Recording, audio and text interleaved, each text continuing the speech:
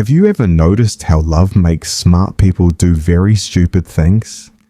Like checking your phone every 30 seconds, even though you know they're not going to text.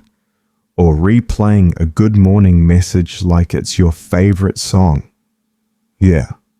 Welcome to the addiction called love. Let me ask you something honestly. If love was a drug, would you still say, I'm totally in control?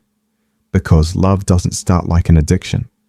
No one wakes up one day and says, today, I will emotionally ruin myself for one person. It starts small. A smile, a conversation, a late night chat that accidentally becomes an everyday habit. At first, it feels harmless. You're happy, energetic, motivated. You even start waking up early, voluntarily. That's when your friends should already be worried. Slowly, love begins to behave like caffeine, then sugar, then something much stronger. Your mood depends on one person. If they reply fast, life is beautiful. If they reply late, suddenly the universe is unfair. And the funny part? You don't even notice when love stops being a feeling and starts becoming a need. You say things like, I just want to hear their voice. I can't sleep without talking to them. I don't enjoy things like I used to. Congratulations. That's not romance anymore. That's emotional dependency wearing a heart-shaped mask. Science actually backs this up. When you're in love, your brain releases dopamine, the same chemical involved in addictions. That's why love feels exciting, intense, and sometimes uncontrollable.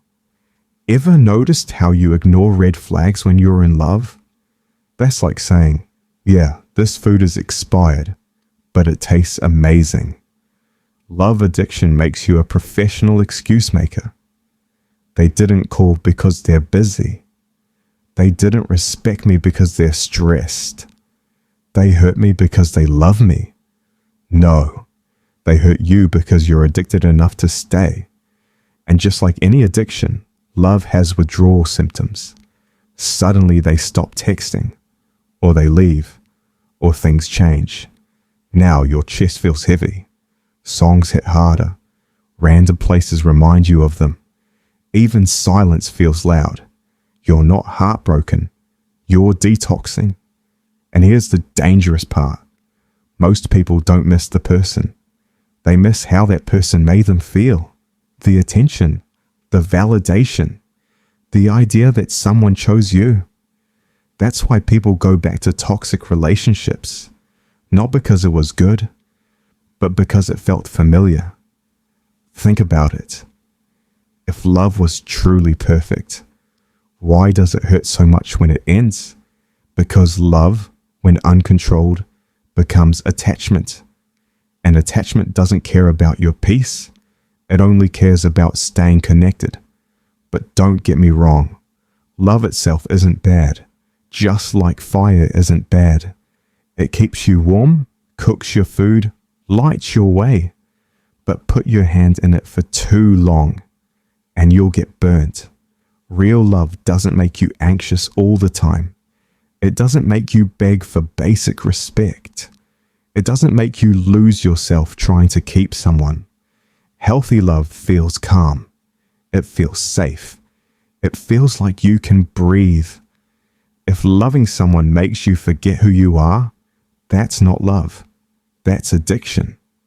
So next time you feel obsessed, dependent, or afraid of losing someone, ask yourself one question. Do I want them? Or do I just need the feeling they give me?